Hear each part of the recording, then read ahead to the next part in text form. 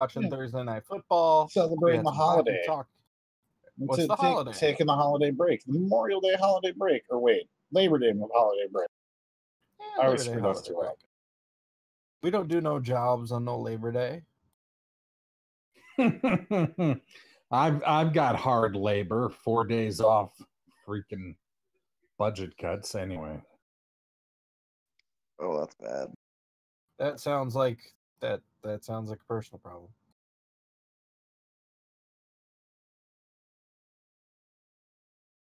Some of us are watching the Thursday night game with the suddenly purple pants wearing Ravens, which I still don't know what to think about yet. I just need AJ not to catch any more footballs. Thanks. I don't think that's going to happen. Even if he caught no more footballs, your ass would still be grabbed.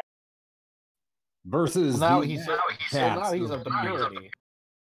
Cincinnati Bengals.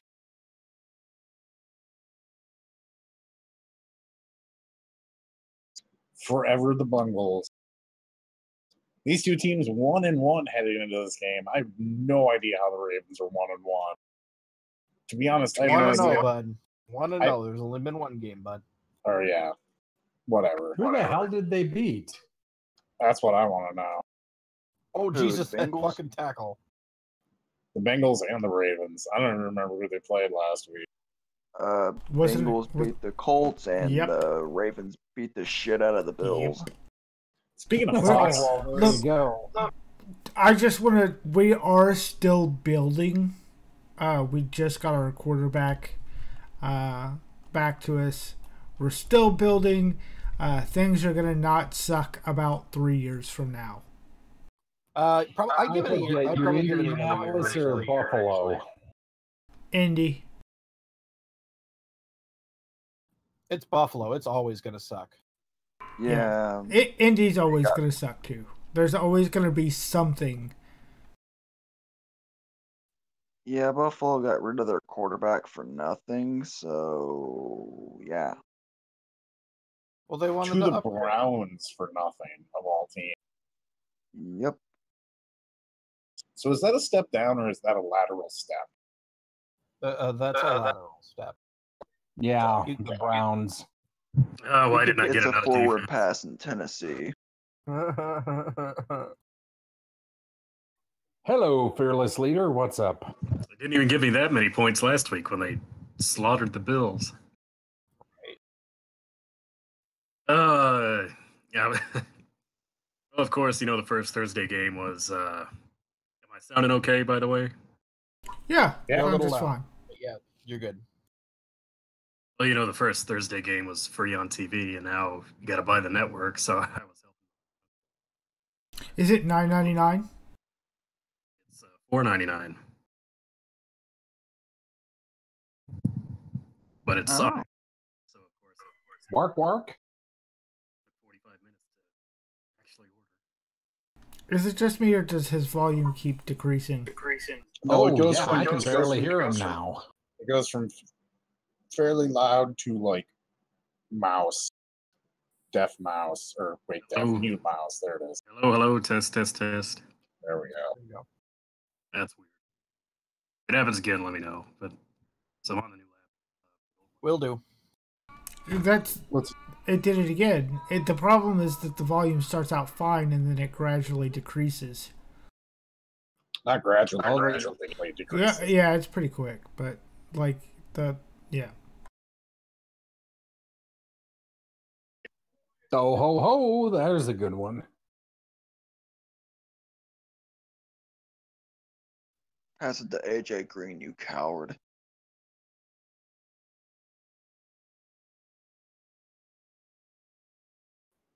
Well, to me, what's going to be interesting about this next year is that Fox bought the rights to Thursday Night Football, which is why I couldn't figure out why Joe Buck and Troy Aikman were the commentary team, and then all of a sudden it clicked, and it was just like, oh, shit. So next year, Fox, starting in like mid-October, they're going to have NFL on Thursdays, and then the WWE with SmackDown on Friday.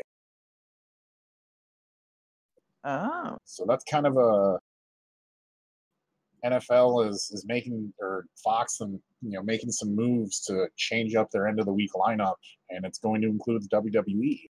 So next year during these Thursday night games, there's a very strong chance you're going to see a lot of, John Cena, Roman Reigns again, probably just a lot of Roman Reigns. A lot of Roman Reigns. What, at the NFL game? Yeah, commercials, and they'll probably do some sort of. I mean, they're paying enough money to the point where they're commercials maybe, but I don't know about it's a whole conflict with the XFL. Okay. All right, how does it sound now? Is it still doing it, or? No, it's fine. Nope. I checked the input volume up all the way. I considering how much they paid for both the NFL rights and the WWE rights, and how it's multiple studies have basically proven that there is no benefit. Like, you can't make money off of these shows. What you can do, though, is promote other shows that can make money. Exactly. So they're probably going to promote the fuck out of. There's going to be like graphics, Oh, dude, we're gonna hear Troy Aikman and fucking Joe Buck cut a promo telling you to tune in to Friday Night SmackDown. Joe Buck is gonna sound so excited. Yep, you can watch all the superstars here on WWE SmackDown Friday nights here on Fox. And when the HLA happened, that was a disgusting act by Randy Moss. Was that AJ Green again? Yes. No, No. it was a running back, wasn't it? No, it's a receiver. No, it wasn't AJ Green. Get a pick at least. You cowards didn't throw a touchdown to AJ Green. I thought for a moment there you're gonna do. That's a disgusting act by these Randy Braun. All right, well, you guys want to get this thing going? Let's do this fucking show, dude. Let's kick off on that note. Right. Here, here.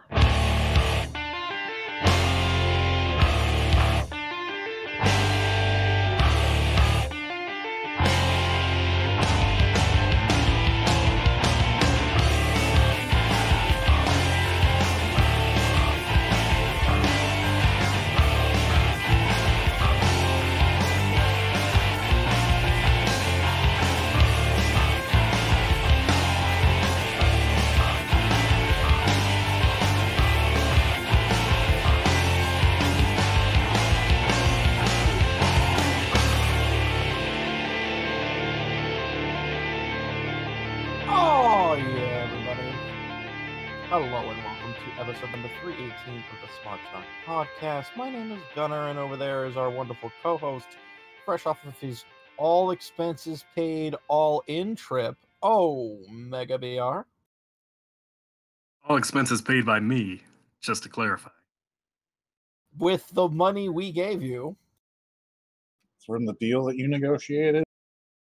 Yank and DDS is our wonderful technical producer. I need a new agent. I need Punk's agent. Get on. Oh, that'll help. Commentate Ultimate Beastmaster, Season 4. Oh, Jesus. Yes, this podcast not brought to you by Movement Watches, Audible, Squarespace, Let's anything. throw in Sling That's just it, for shits and giggles. Or the Money Wallet. Or 5-Hour Energy. Or Dogecoin. Well, you know, that guy, he did pretty well on that obstacle, but on the other hand, he did fall off it, so it's kind of hard to say. Yeah, that wagon obstacle is just so hard. Speaking of the wagon, Shao Kahn, did you round up any wagons this weekend? No, but Kentucky finally beat Florida in college football. Fuck yes. First time they've done it since the 80s. The first time they've beaten Florida in Florida since the 70s. Disco was popular the last time that happened. Also joining us this week is Nat Jester. Hi, everybody. How you doing? And I'll tell you one thing. If the Bengals lose this, now they're at 28-7, it's going to be the same thing as Hulk Hogan dropping the belt because of the finger poke of doom. Or, a particular 28-3 ending to a certain game at a certain time a while back. FTF. Actually saw somebody with a shirt with that scoreboard, the Fox Pod, at All In. That's fantastic. And Save Us Dog. Well, of course, since we're chatting a little bit about football, the legendary defensive tackle Joe Anoa'i is going to be the guest picker on college football game day. In 2006, his senior year, he had like 23 solo tackles, 40 total tackles, 9 of which were for loss, 4.5 sacks when he was playing for the Ramblin' Wreck of Georgia Tech. That's a better nickname. Let's give him the nickname the Ramblin' Wreck. That's and a perfect nickname for Rams. People who watch college football will be just as annoyed with Joe as we are. Oh! Well, all you got to do is just have him get a crossover show there on Discovery. Instead of American Choppers, it's Annoy Choppers. Yeah? No. Nope. Well, it would be more entertaining than the fucking shit we're getting put on WWE television these days. True. Let's stop talking about WWE television, though, and let's talk about All In, which sold out with 11,263 people, the maximum the fire department would allow, including suites. Fight TV grossed more than $1 million between event and StarCast iPay-per-view. The convention sold 11,000 tickets. Pro Wrestling Tees did just under $500,000 worth of shirt business, and High Spots reportedly had its biggest merch day ever, more than WrestleMania. And the most important thing, the viewers on WGN, 196,000 people watched the pre-show. Oh, God. Andy Dalton looks like he cuts his own. You have to say that one again, Omega. Andy Dalton looks like he cuts his own hair. He does. Jesus He Christ. probably does. So All In, of course, I went. Let me tell you, I was looking around during the event. I saw maybe 20 seats empty at a time. And obviously people were up, getting sodas and probably not merch because it pretty much sold out. Excuse me. Pretty much sold out immediately. Let me tell you, Flip's all-out pre-show party, great spend for $20. You got the Flip T-shirt. You got early access to all the All-In merchandise, and that was the big thing. Because when you got in there, man, there were 2 booths. I didn't see the other booth, but the booth I saw, it stretched all the way down the concourse, like almost back to the entrance. Like that's how long the line was, and people were trying to get stuff. And I've met some poor guys who they were like the third guys in the building, and they decided to go check out their seats first, and they get back to the merch line, and it's down the stretch. And I mean, I definitely believe they sold out everything. Why do you think that the lines were so long? Was it just like super awesome merch or something, or was it just? It was just the idea of getting it. This is like the first one, possibly the only one. They had a couple event T-shirts. They had some hats. They had a pin, I think. I'll have to go back and look, but I mean, there were 3 different event T-shirts from what I could see, maybe 4. One's says All In on the chest. It's got the stuff on the back. One's got the event poster on it with Cody and the Bucks. One's got All In, and then it's got the matches on the back. I didn't get that one. I got the other 2. But at Flip's deal, they had the the Bullet Club umbrellas. They had the special Bernard the Business Bear minifig from Pro Wrestling Tees. They had I can't even remember. Just anything with all in on it was selling like hot. Right. Like I said, second best decision I made that weekend was buying a ticket to Flips. That was for the merch line alone. And, it's not like you got a shirt, so you're basically buying a shirt. It's pretty neat. They had 4 meet and greets, which were actually really accessible. I think everybody who bought a ticket got to meet and greet. And it was Flip, it was Okada, it was Hangman Page, and Marty Scurll. And, Okada, I mean, most of the meet and greets, particularly for those guys, were sold out at StarCast. The Kenny Omega and Kota Ibushi one was the real hot ticket. Right. But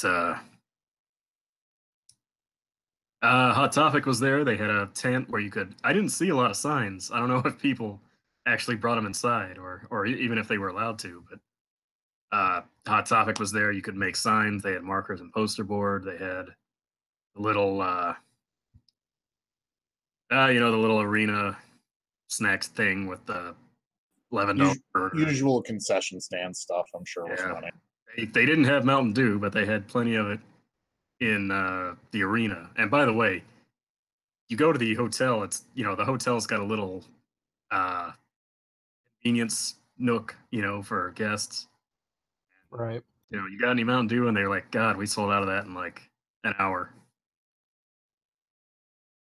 It was all just a Mountain Dew crowd, I guess. Yeah. Well, it's all Pepsi and Sierra Mist, which, by the way, they changed it back from Mist Twist. It's Sierra Mist again. Weird. Did you guys know that David Arquette opened up a Pro Wrestling Tee shop? Oh yeah, Arquette was there. He was at StarCast. What's the guy's name? Macaulay Culkin was there. He does the podcast that was there. He's got a new podcast. It's the Bunny Ears podcast. Right. Bunny Ears was right there. Right in the front of the hotel, pretty much all weekend. I could go on and on.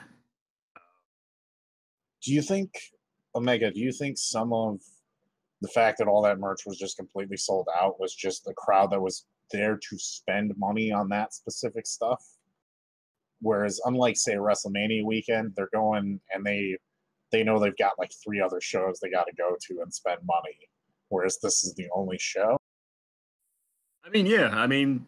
People were there to be a part of this, and being a part of it was getting the event T-shirt, which you can't get anywhere else, So that was the other thing you got to remember is there were a lot of people, maybe not a lot, but definitely a contingent of people who were there for All In, and they didn't necessarily go to StarCast and meet all the people and spend all the money and go to the panels and bunch of merch there because God knows there was a lot of stuff to buy at StarCast. But if you were going specifically for All In, like say you're from Wisconsin and you drove 4 hours to be there and you're driving 4 hours back as soon as the show's over, you're gonna want to buy the event T-shirt and whatever else because that's like the only place you can do it.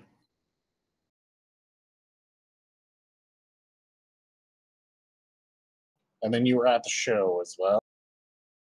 I was about as high up as you could be. I bought a ticket off somebody on Twitter who bought somebody else's better ticket. But, of course, you could see everything. It was like I said, it was a capacity crowd. The suites were all full. Those are never full. Like some are, but when's the last time you went to a show and every suite had people in it? So there was that. It was a hot show from start to finish. Everybody wanted to love the show, and they did a lot of things that catered to them. It's again, I could spend the whole show talking about it, but back to the point at hand, at least as far as the news is concerned, it was definitely a rousing success as far as an event and people making money.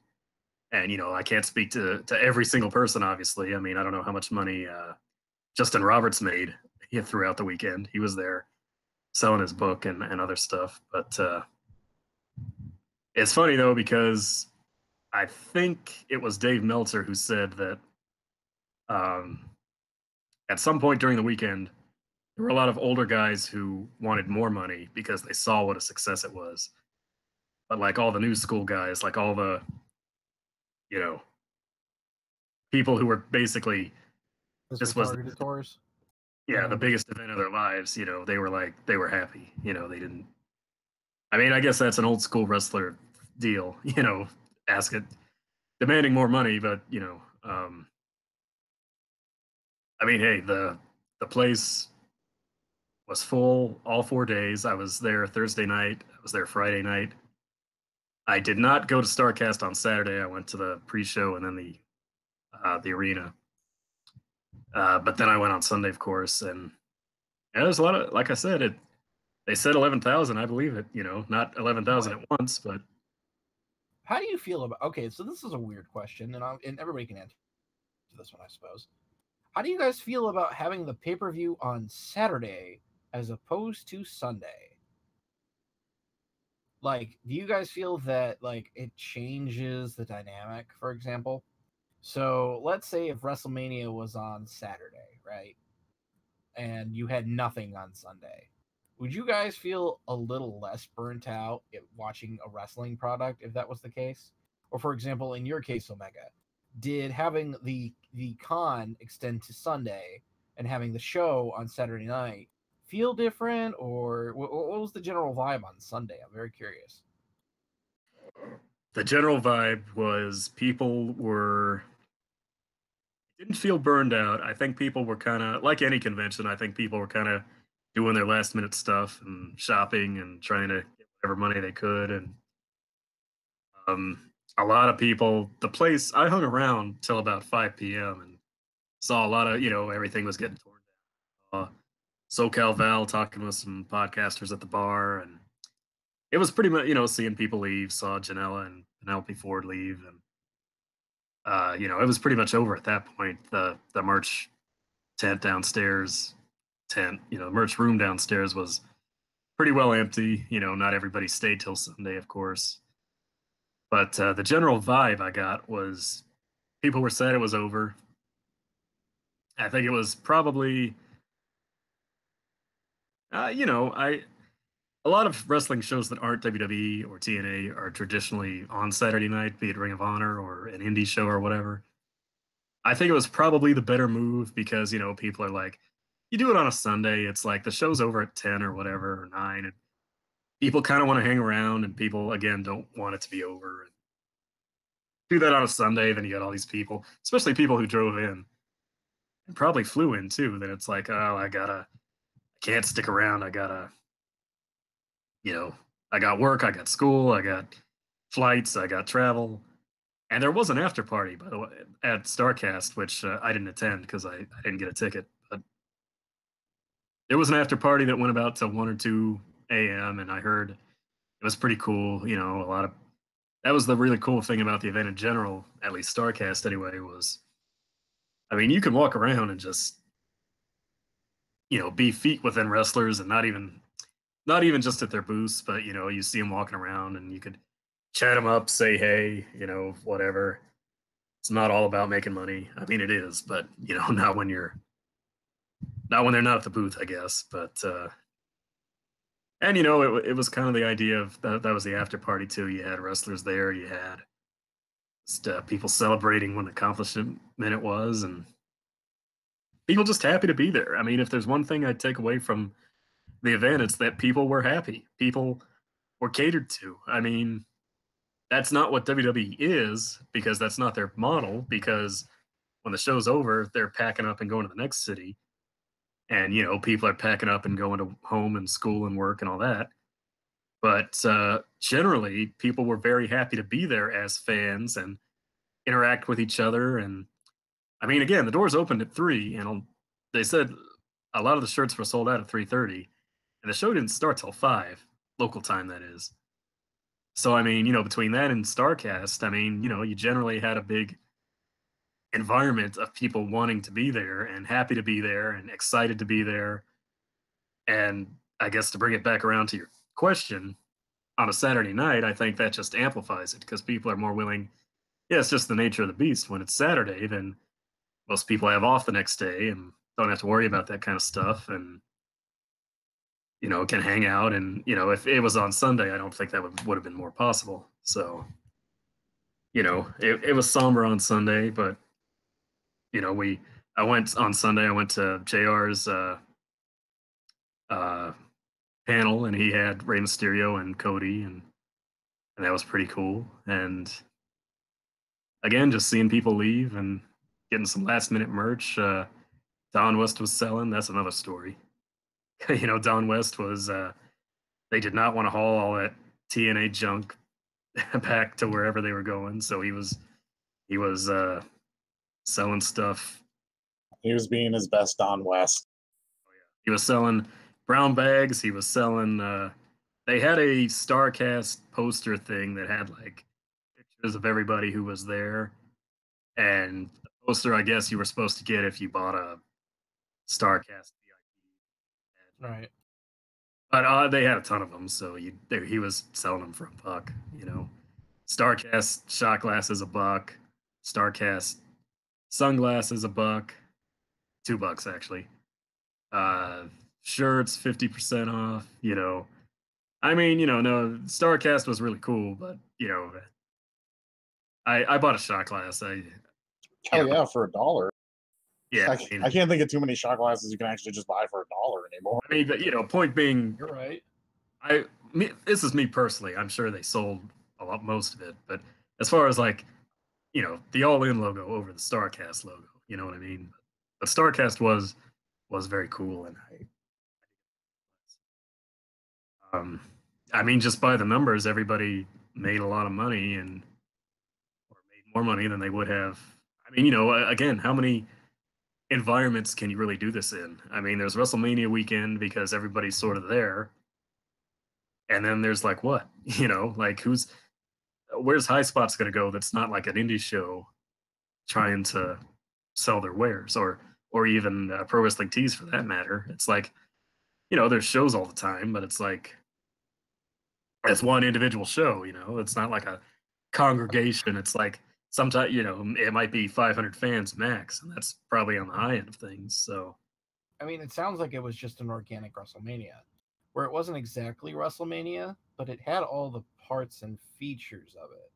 Where pretty much, yeah. I mean, if you want to compare it to Mania, and granted, I've never been to Mania, but I think in general it was more of a vibe that it was something really special. Like nobody goes to WrestleMania thinking they're not going to have a good time. But I think on the cusp of something really special, it's like you go to Mania and it's like, well, I'm at Mania, but like the best match on the card is what you know what Owens and Shane. You know who knows? The Intercontinental title match, which opened the show, right? So I think, and you know that was the other big theme of the weekend, and the guys themselves said it a lot. You know, Cody in particular kept saying it in his promos and stuff.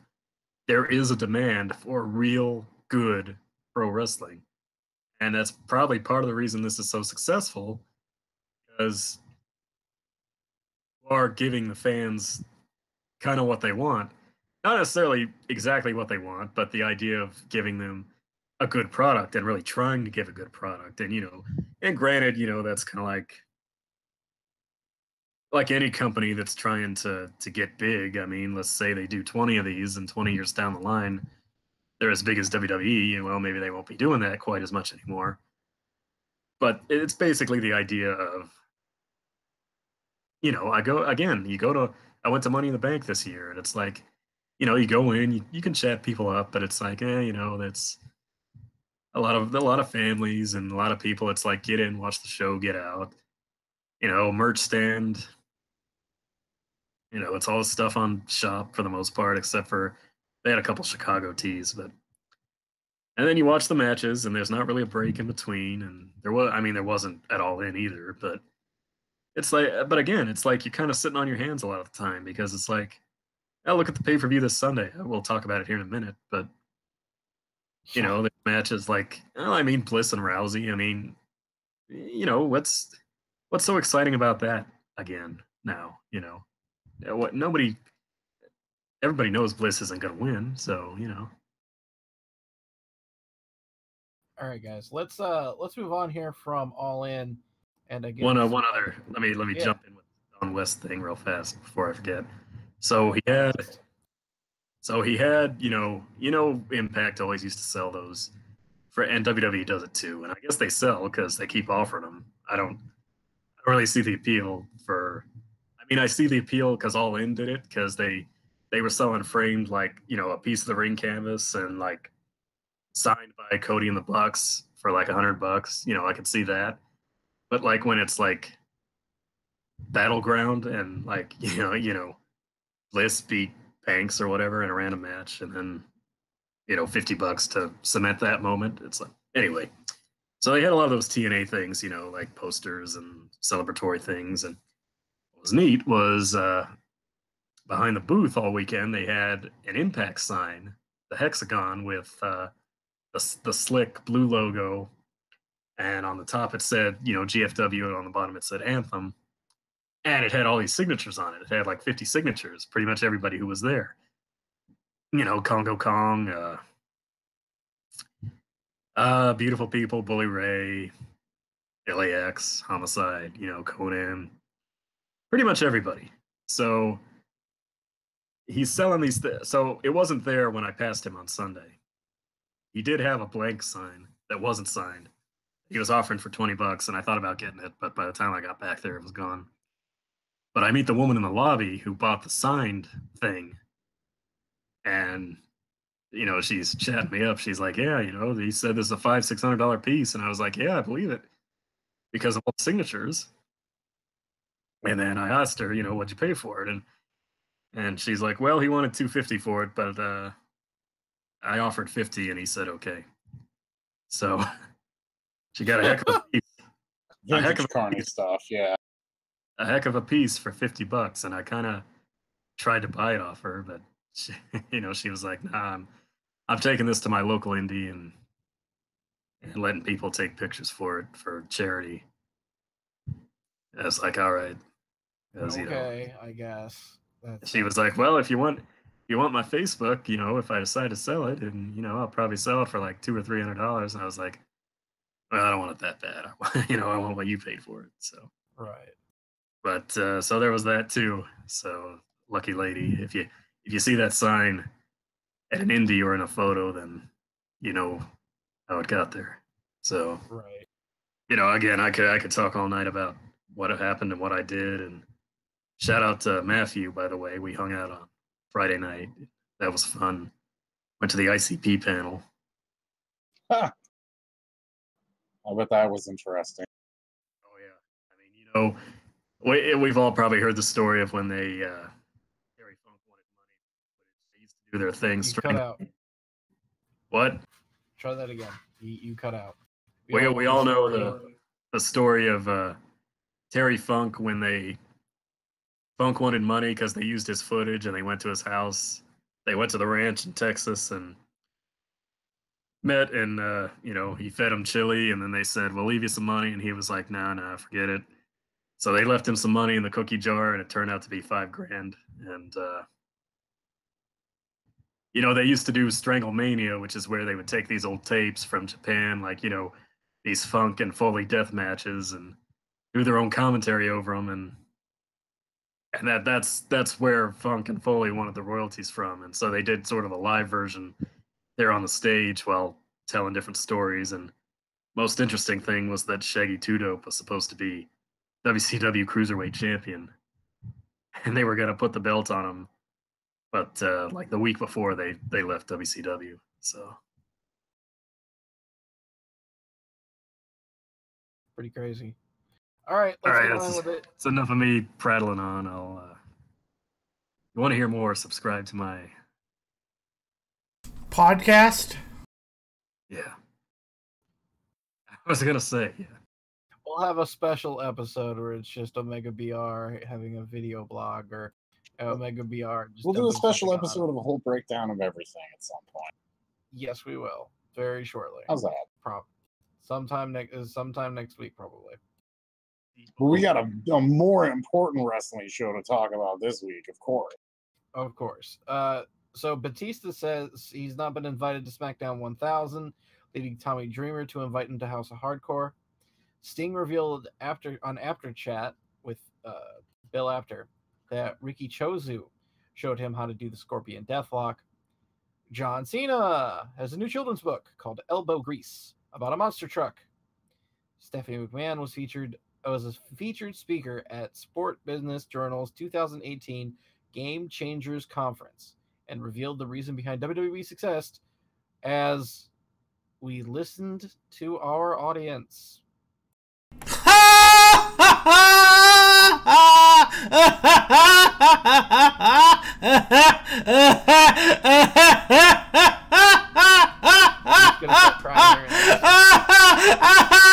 Fuck you. I guarantee she's thinking about the women's revolution when she says that, and she believes it, and it's technically true. But Is it? I mean, Is it? They gave divas a chance, and that's. I mean, technically, sure. That's what I'm saying. It's like, they don't. They brag about things that they've done, so they can feel good about the things that they don't do. I mean, that's just really that's business. I mean, in a way I can't fault her almost, but. It's just PR bullshit. Absolutely. Batista on House of Hardcore. That'd be fun to watch. That'd be cool. Yeah, I guess. Cody said, and I don't know if he was joking, but somebody on Twitter asked if they considered Batista.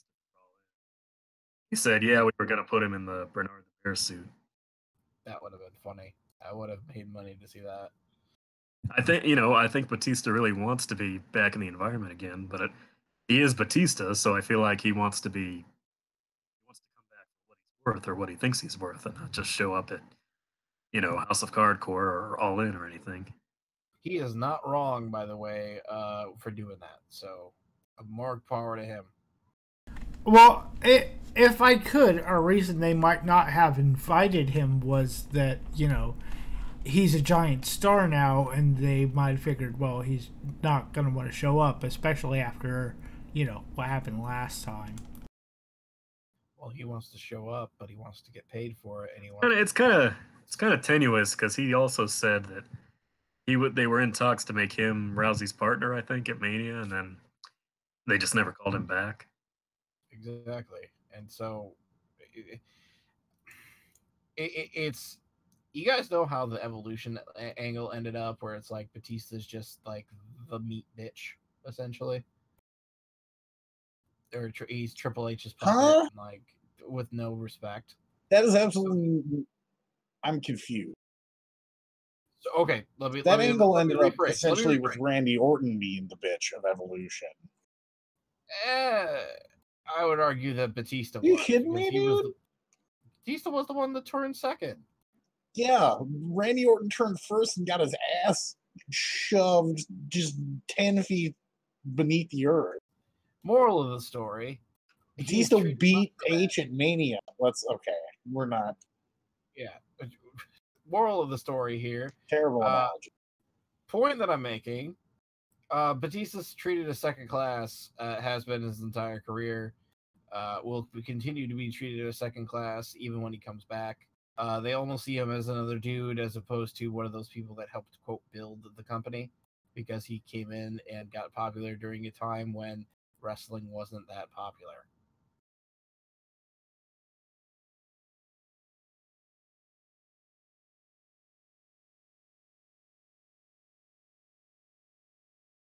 All right, let's move on. I don't know. I think they're just more or less salty that he decided that he was just done with it and didn't need them, and he was right. Maybe so. I mean, not every big star from the past, gets Psycho Sid. How long did he kind of? Granted, he went to WCW, but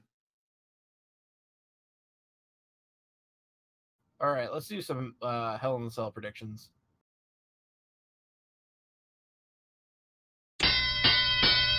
I predict that 15 this minutes. show is going to suck.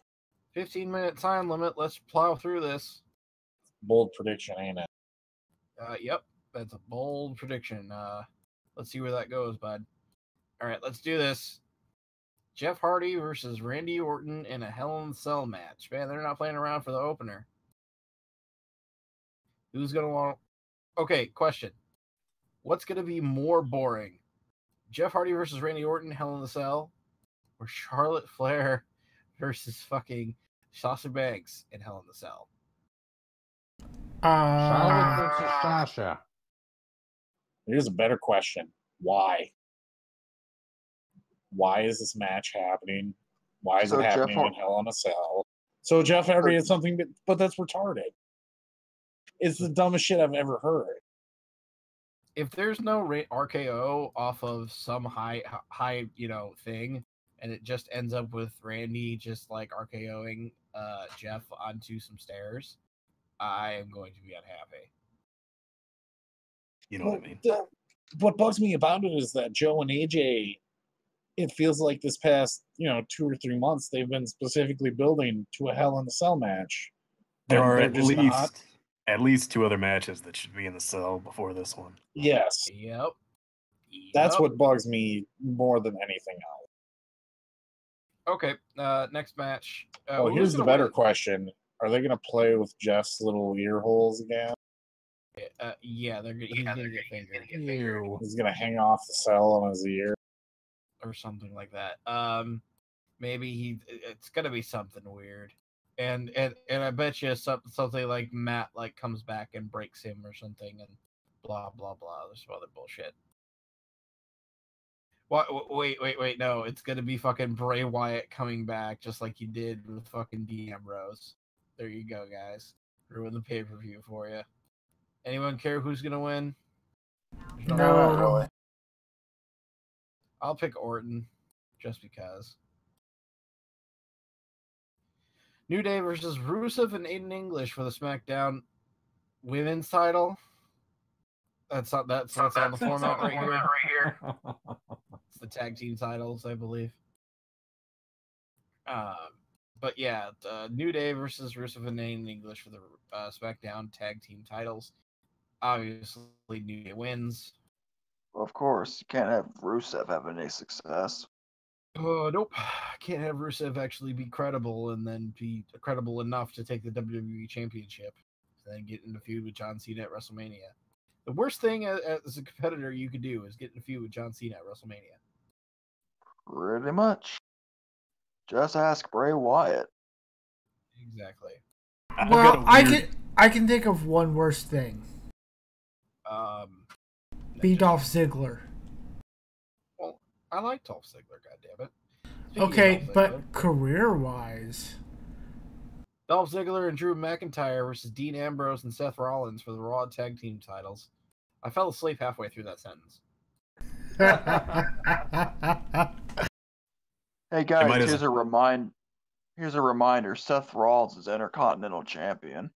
Hey, here's a reminder. Seth Rollins was one of the most influential WWE champions of all time in the past 5 years. Of all time in the past 5 years. In the past 5 years is what I meant.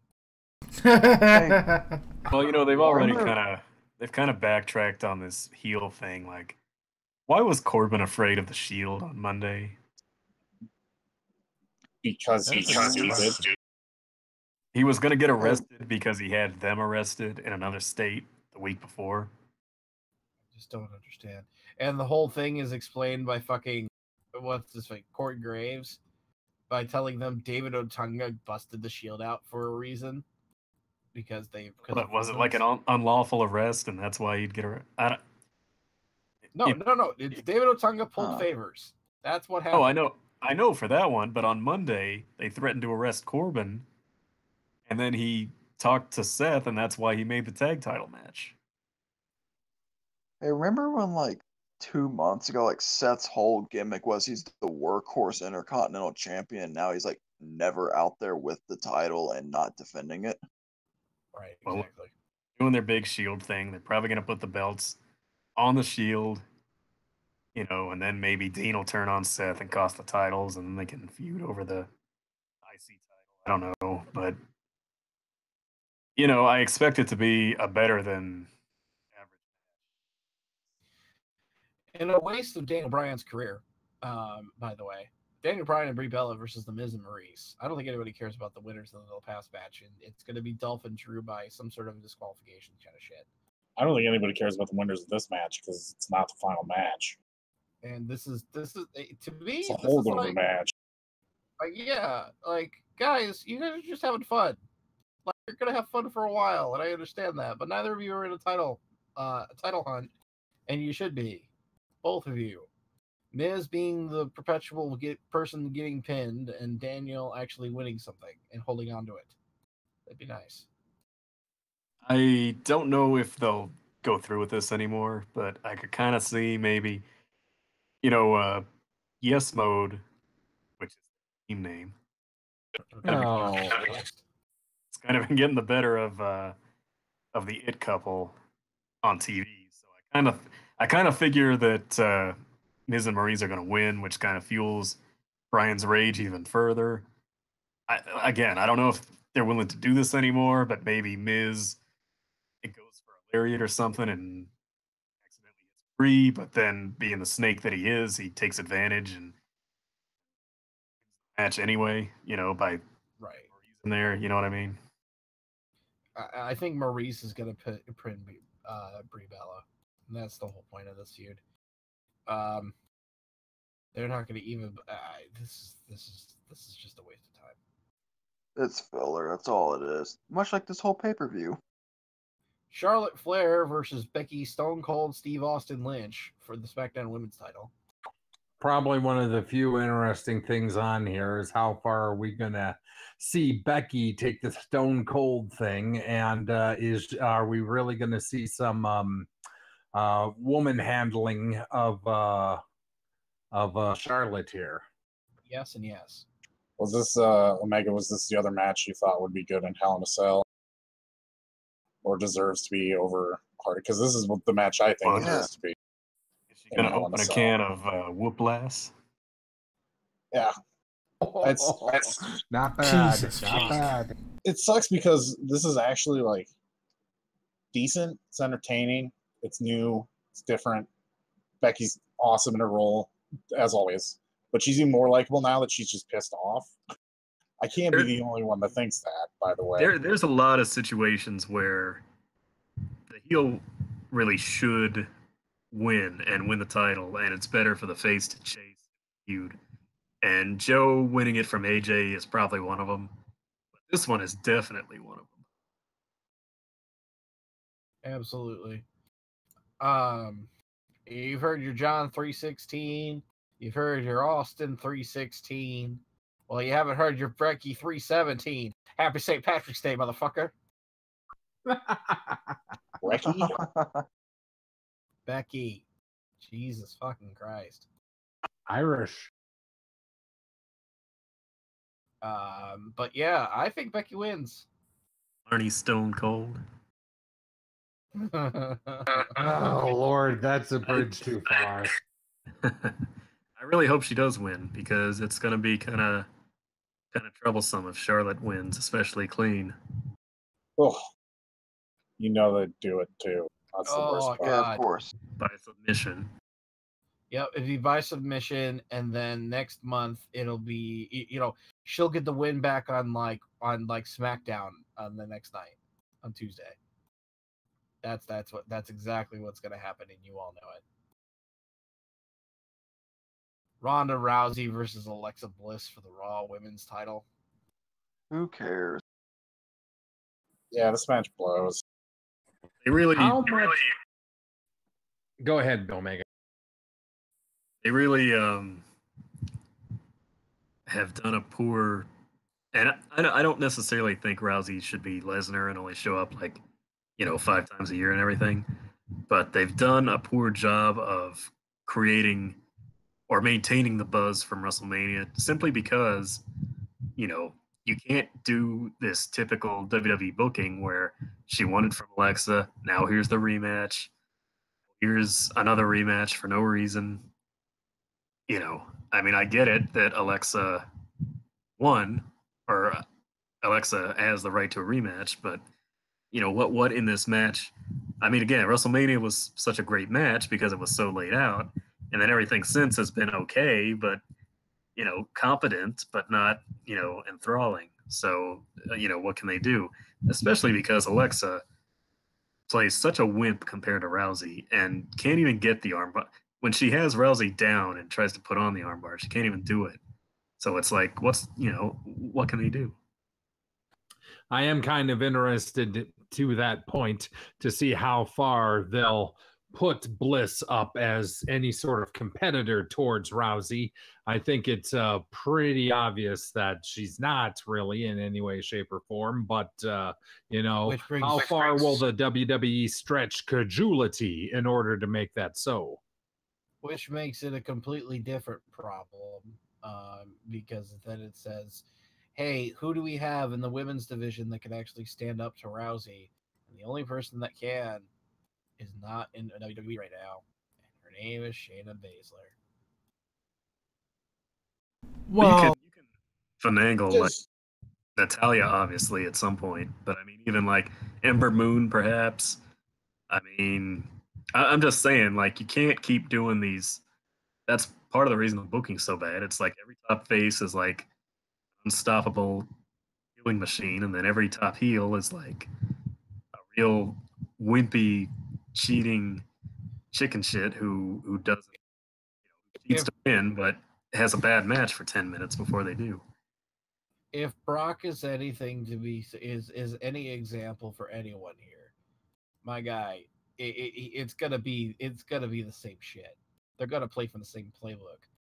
She's an MMA person, and she's going to get the MMA booking. And Vince can't book anything MMA unless it's Brawl for All. That was awesome. Anyone who wants to disagree with it, you can fight me. Damn it. I still love that. Fight you in a Brawl for All style match. Correct. Damn straight. I still love that. It seems Vince has discovered Enochiism. Yes, he has. Speaking of Enochiism, AJ Styles versus Samoa Joe for the WWE title. Full stop. Never thought I'd ever say that sentence. Ever. Dude, is it possible? You said it last month. I know. Yeah, we did. That's the only problem is we had this one more time before. I would really love to see Joe as a champion in the WWE. I'm not sure that Vince is going to allow that to happen. Because he's a fat Samoan. Well, so is Roman. That was the joke. Yeah. That was the joke. You know what? He's got to win here, because if he doesn't, then it's Nakamura all over again. Exactly. Well, that's... I don't know. It's like Vince's pettiness against smart decision. He wants to be petty and book AJ Styles as a long-reigning WWE champion, probably to spite CM Punk. But it would be a much better decision for Styles to lose the belt and have Joe be He a already champion. did that with Brock, so AJ's not going to get that. Oh, yeah, but I mean, that title's... Who gives a fuck? Doesn't matter. It's not the actual WWE championship. And then finally, who do you guys think is going to win, Joe? AJ. I assume AJ's going to win. I hope Joe. I think AJ. Okay. That's the general vibe we're getting from this. Roman Reigns versus Braun Strowman in a Hell in the Cell match for the Universal title with special guest referee Mick Foley. And like I just said with Rhonda and Bliss, how far are you going to stretch credulity to make us think that Roman has one little shit of a chance against the monster of a man? I just don't understand. I really do not like the inclusion of Mick Foley in this match.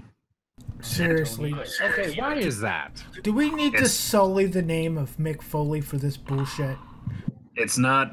Well, it's not even that. It's nothing against Foley. It's the fact that out of every feud, for the most part, this one has the most credence toward aggression and a real sense of destruction.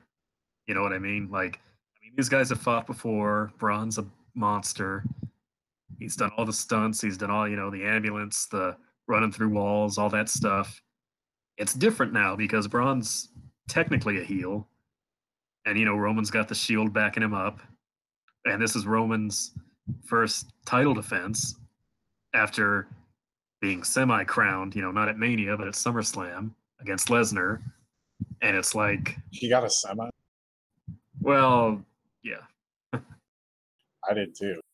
but it's like, but you get what I'm saying. Like, Yeah. putting Foley in it gimmicks the matchup too much because it's gonna be like, does Foley get hurt? Can he not count the pin? Does he Roman but not Braun, even though Well, Braun had the match won, but it's not his fault, and it just give it. You could do the.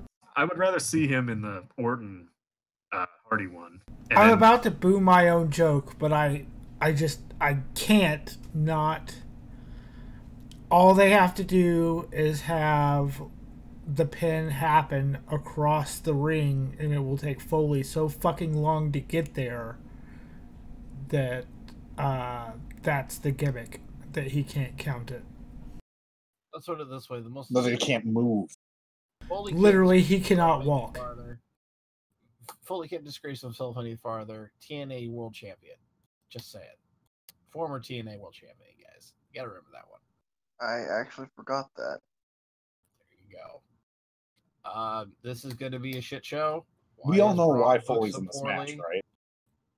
It's Well, 'cause the it's- 20th anniversary of his Hell in the Cell Yeah, with the that's- Undertaker. It's literally the only reason. Then I can't wait for Cole to announce it. That's the Yep. best part of all these. Oh, they're shows. gonna say it so many fucking times. Yeah, too. they're gonna say it a million times. I 'Cause think I'd rather have 20 years ago, he's going to talk about how when he was first starting in this business and he was a young pup with that peach fuzz and the spiked bleach Oh, blonde. Jesus. Like, Oh, you mean boy when The band Rock used to beat him up on a daily basis Yeah, or a yeah. weekly basis? I And Stone Cold. I hate Michael Cole. why So didn't did Michael somebody- Cole get the hermaphrodite gimmick? Oh God. Because it's a shoot, brother. It's a shoot. That's why. So, did somebody do a joke about Braun flipping over that semi? Jester. I said I got a semi. So would that make Braun an anti-Semite? Oh no. No, fuck you. Christ! Horrid. Jesus Christ! Are we Absolutely that kind of- terrible. Fuck! Are we that kind of podcast now? Oh my god! Jesus Christ.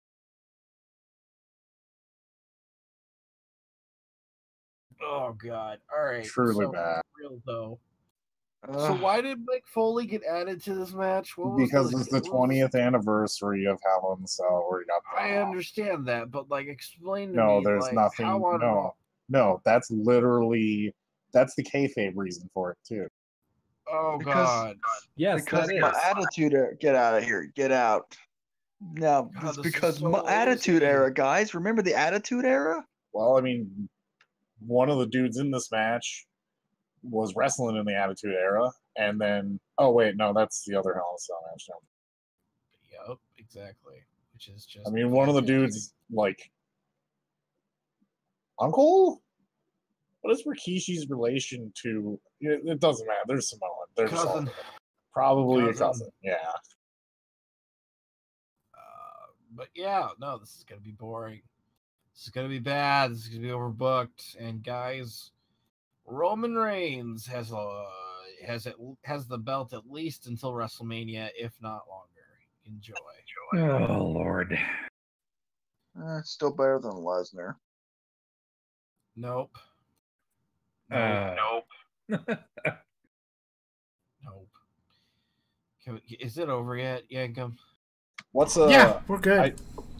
Braun's definitely gonna rip off one of the panels or something like that.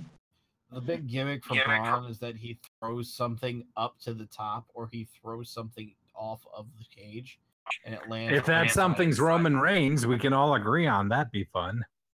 It would be fun, but he doesn't get them into the ring before the count. That's gonna be the worst part. All right, segment 3, Dairy Queen drive-through. Shao Kahn with the ratings. Alrighty. Impact of the 236,000, up from the 225,000.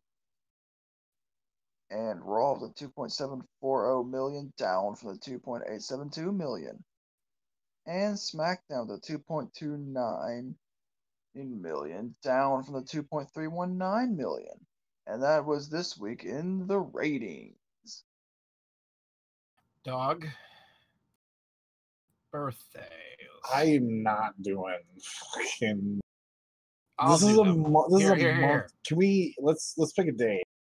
Here, this week, I'll do the birthdays. You do the happy trails. All right, sounds good. Here we go. I'm gonna go literally as fast as I can. This is all the birthdays we missed while we were away, ladies and gentlemen. Abdullah Farouk, the Grand Wizard, Zorro Palladio, and Mascarado Horojo, Miles Long, Daryl Davis Jr. September 1st. Jos Leduc, Frank Ida Vea, Diamante Negro, Bearcat Brown, Carl Sarpalis, Tony Lazaro, Buster Blackheart, Dewey Forte. The second, Magnog Vachon, Bam Bam Bigelow, Rocco Rick, Tito Carrion, Bob DeMarque, and Ernie Zeller. On the third, Buzz Jones, Dream Warrior, Charlie Cutler, Steve Ricard, Mariana Comolos, Nick Gulas, Butcher Brannigan, Jim LaRock, Cesea Bob Nandor, and Septiembre Negro. On the fourth, Billy Sandow, Jerry Kozak, Bobby Caster, George the Animal Jr.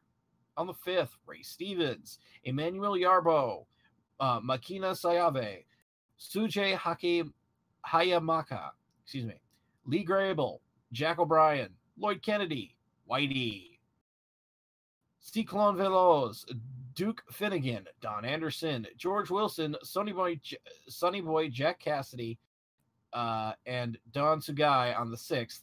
On the 7th, it's Eldon Wetler, Meredith Rule, Johnny Seals, and Harry Madison.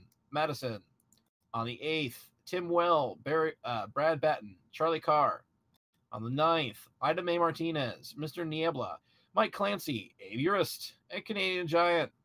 On the 10th, Masahiko Kimura, Vivian St. John, Frenchie Robert, Ole Olsen, Di Sullivan, Brian Cox. On the 11th, Chiabalo Romero, Kenny Mack, Masked Cowboy, Dude Chick, Magnificent Robert of Paris, Wayne Van Dyke, Vic Nichols, Prince Kamali.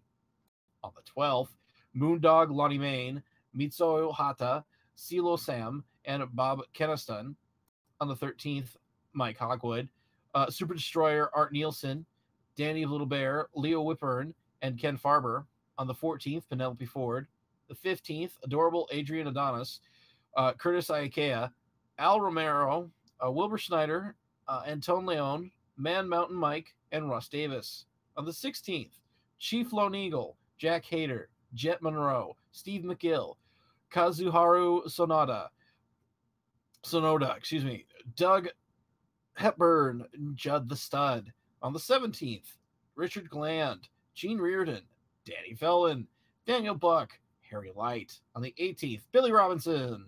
On the 19th, Zebra Kid, Georgie Aiken, Michiaki Yoshimura. And on the 20th, Mike Graham, Hebrew Hercules Abe Coleman.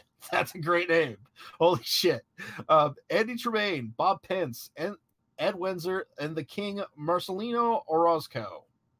And that was it for the birthdays. Not bad, huh? Goldberg would have gotten so over with that name. Oh my god. Coleman, the what was he?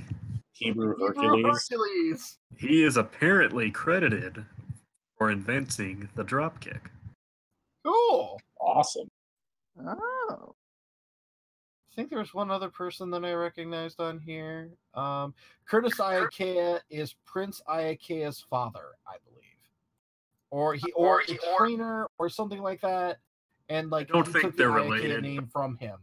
Yeah, he took the name. Yeah, that's the story with it.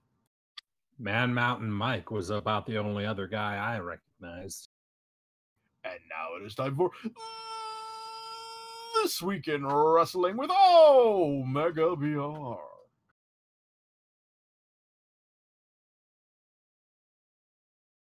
Yes, this week in wrestling history, circa 1963, where WWF U.S. Tag Team Champions Brute Bernard and Skull Murphy defeat Ron Reed and Tim Woods in a best 2 out of 3 falls match. 1981, where Pedro Morales fought WWF IC champion Don Morocco to a draw in Trenton, New Jersey. And in 1997, WrestleFest, 50 Years of Funk, a card put together by Terry Funk in Amarillo, Texas to celebrate 50 years of the Funk family wrestling in Texas, was held at the Amarillo Fairgrounds Coliseum, drawing almost 4,000 fans to see a show that combined ECW, WWF, independent, and Japanese talents. The main event was WWF World Champion Bret Hart defeating Terry Funk, prior to which Funk was presented a title belt, proclaiming him the lifetime ECW World Champion. Special referee for this match was Dennis Stamp, who you might recall was griping about not being booked on the show in the documentary Beyond the Mat.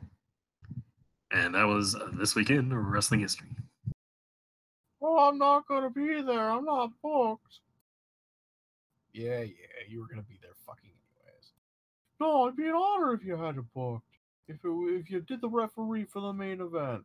That sort of shit. Oh my god. All right. Great movie. Yep. I thought it was Happy doing Happy Trails. Trails.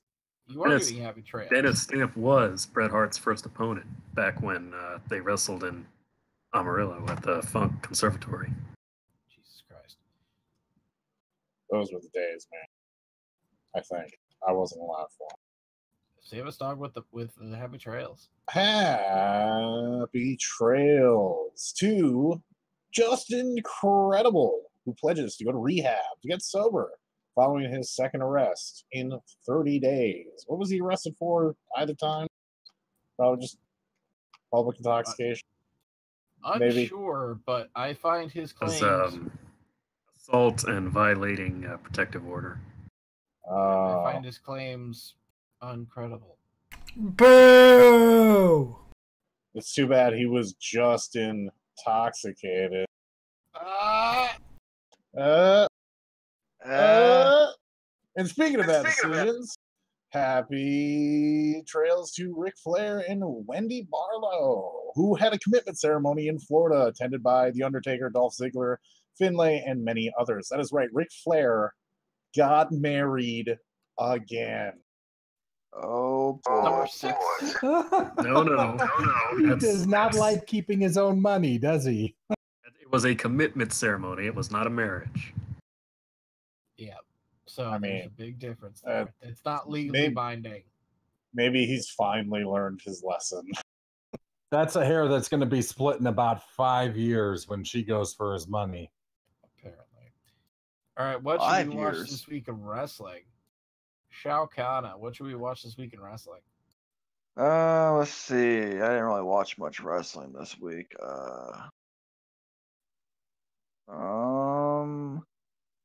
Let's go with Asuka versus Ember Moon from last year's Brooklyn Takeover. Okay. Wow, talking about jumping in with both feet. Netchester. Hey, Gunner, you there? Netchester, what should we watch this week in wrestling? Ooh, Gunner might not be there. I don't think he can hear you. Netchester, can you hear me? Yes, I can hear you. What should we watch this week in wrestling?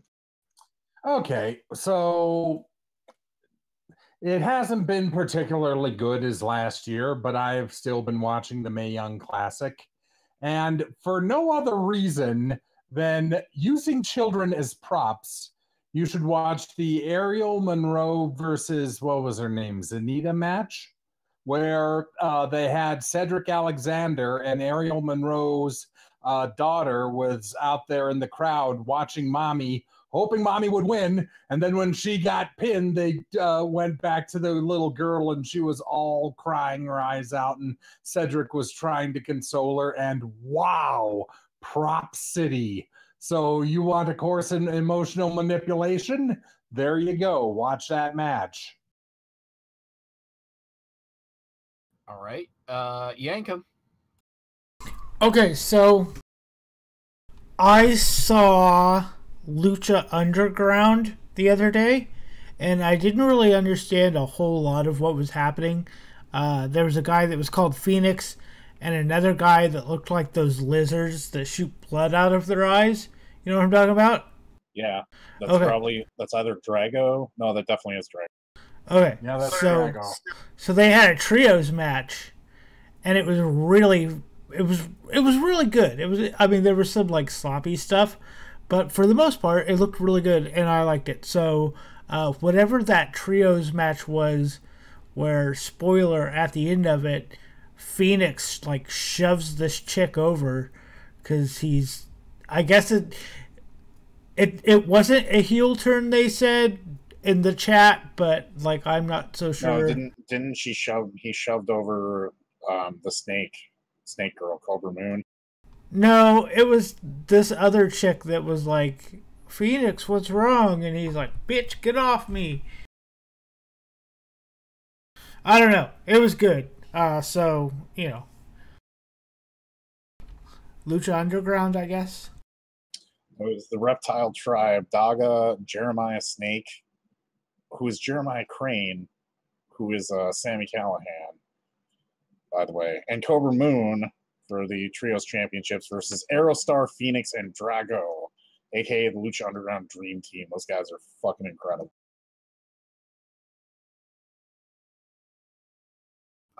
Let's see here. Save us dog. What should we watch this week in wrestling? You should watch one of the best hardcore matches I've seen in a long ass time. That included a goddamn literal barrel. Adam Page. I was about to say Adam Cole. Thank God I stopped myself. The Hungman, Adam Page, versus probably one of the best hardcore wrestlers on the planet right now, and Joey Janela in a sick hardcore match, sick street fight. That was my favorite match of the show. All in, by the way. Oh, Mega BR. I still have yet to watch that. It should be out there and free and probably on YouTube and everything, but I would say watch the over the budget Battle Royal from the All In pre-show. One of the best Battle Royals I've ever seen. Maybe the best, just in terms of fluidity and all the spots they did. It was kind of like a Royal Rumble, the way they did the character-driven spots and everything. Oh, yeah. Either the Royal Rumble or the New Japan Rumble.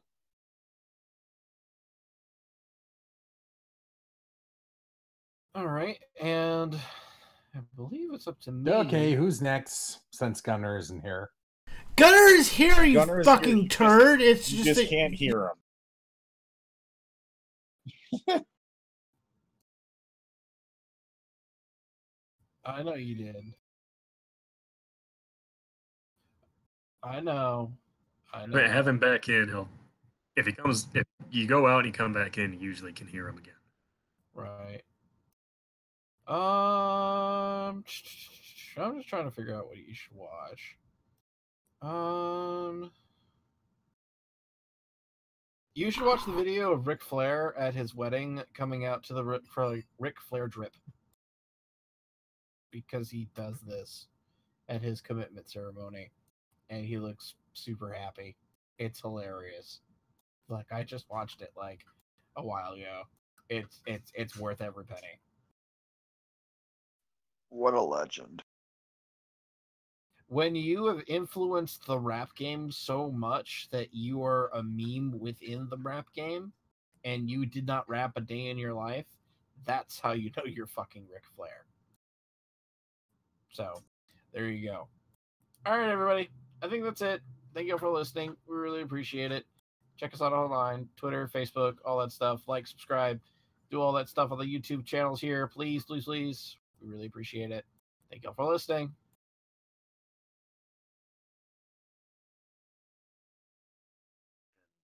Right. Durham.